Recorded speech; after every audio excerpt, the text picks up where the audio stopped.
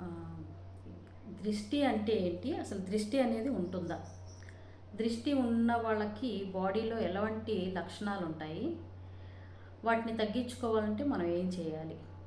దృష్టి అనేది రెండు రకాల దృష్టిలు ఉంటాయి, శుభ దృష్టి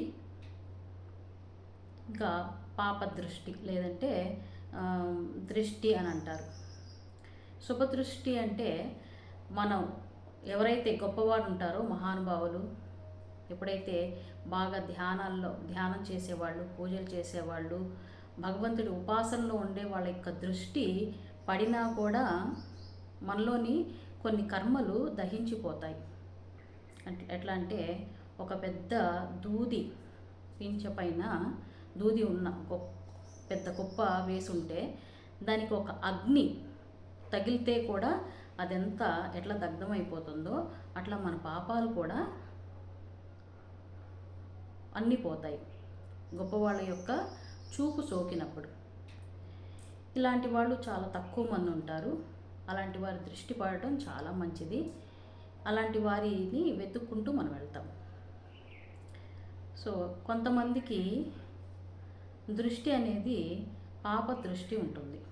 అంటే వాళ్ళ దృష్టి ఎలా ఉంటుంది అంటే వాళ్ళు చూసినంత మాత్రానే ఆ వస్తువు పాడైపోవడం, లేకపోతే నిన్నటిదాకా బాగున్నది కూడా ఇరిగిపోవడం, ఈ విధంగా వస్తువే కాకుండా మనిషి ఎదుగుదల కూడా క్షీణిస్తుంది. దీనికి ఒక సైంటిఫిక్ రీజన్స్ ఉన్నాయి అంటే, రీజన్స్ సైంటిఫికల్గా ప్రూవ్ చేయకపోయినప్పటికీ కొన్ని సందర్భాల్లో అంటే మనకి పూర్వం నుంచి పురాణాల నుంచి కూడా మనం గ్రహించిన విషయం ఉంది.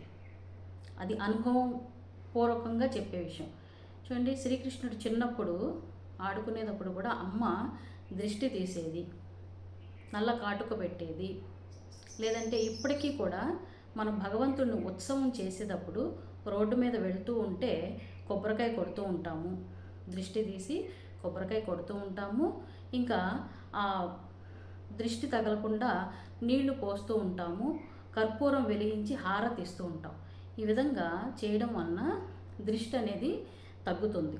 అంటే భగవంతుడికే దృష్టి ఉన్నప్పుడు మనకి దృష్టి ఉండదా, మన పైన దృష్టి పడదా అంటే డెఫినెట్గా పడుతుంది. ఆ దృష్టి పడినప్పుడు వాళ్ళు ఎలా అయిపోతారు అంటే చాలా వీక్గా అయిపోతారు. వాళ్ళకి బాగా ఆకలి అనిపిస్తుంది, ఒళ్ళు బరువుగా అనిపిస్తుంది, ఎవరితో మాట్లాడాలన్నా కూడా విసుగ్గా చిరాకు పడుతూ ఉంటారు. ఇంకా వాళ్ళు చూసే చూపు భయంగా బిత్తరగా చూస్తుంటారు. ఇంకా వాళ్ళకి చిరాగ్గా ఉంటుంది, ఒళ్ళంతా కూడా చాలా బరువుగా, నిద్రపోయేటప్పుడు ఉలిక్కిపడి లెగుస్తూ ఉంటారు, భయంగా ఉన్నట్టుగా లేస్తారు, ఆందోళనగా ఉంటారు, భయంగా ఉంటారు. ప్రతి విషయాన్ని కూడా చాలా భయం వేస్తుంది నాకు అన్నట్టుగా ఉంటారు. సో ఈ దృష్టి సోకిన వాళ్ళకి ఈ విధంగా ఉంటుంది. మరి దృష్టిని తగ్గించడం ఎలా అంటే, చిన్నపిల్లలకి ఒక ప్రక్రియ ఉంటుంది, పెద్దవాళ్ళకి అనేక రకాల ప్రక్రియలు ఉంటాయి. అంటే పూర్వం నుంచి ఏదైతే ఫాలో అవుతున్నామో, శాస్త్రం ఏదైతే చెప్తుందో వాళ్ళు కొన్ని ఫాలో చేసేవాళ్ళు, అదే మనం కూడా చేస్తూ ఉంటాము. అట్లాగే పెద్దవాళ్ళకి, ఇంకా ఇంటికి దృష్టి తగలకుండా, వాహన దృష్టి తగలకుండా, వాహనాలకు కూడా దృష్టి తగులుతుంది. ఇలా తగిలినప్పుడు ఆ వస్తువు కానీ ఆ మనిషి కానీ చాలా డౌన్కి వచ్చేస్తారు.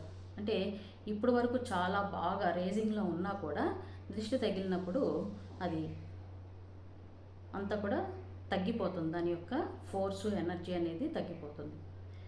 మరి పిల్లల్లో దృష్టిని కనుక్కొని చేసే రెమెడీస్ కొన్ని ఉన్నాయి. మనం ఇంకొక ఎపిసోడ్ చేద్దాము.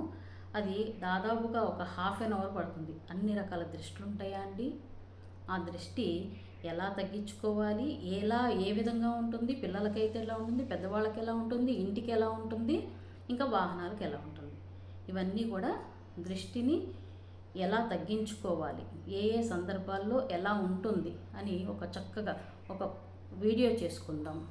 మళ్ళీ